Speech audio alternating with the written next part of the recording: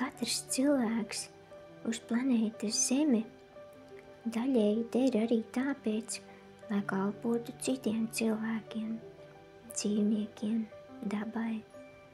Kalpot nozīmē kļūt par instrumentu Dieva rokās un ļaut, lai caur tevi plūst dievišķa enerģija.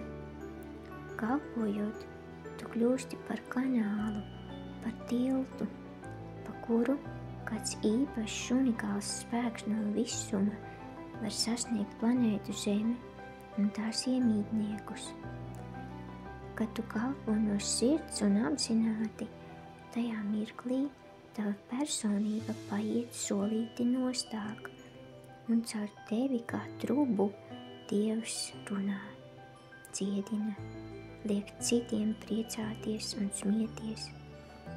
No sirds cepta maizīte baro un dziedina. Mīloša šūpuļu dziesma nomierina un iejā.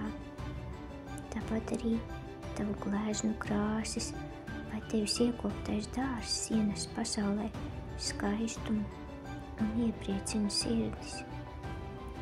Dažreiz nevajag daudz, lai kalpotu. Visvienkāršākais veids iet pa pasauli ar atvērtu un starojošu sirdi, daloties sirsnībā, mīļi apskaujot un patiesi uzsmaidot. Kā tu kalpo pasaulei?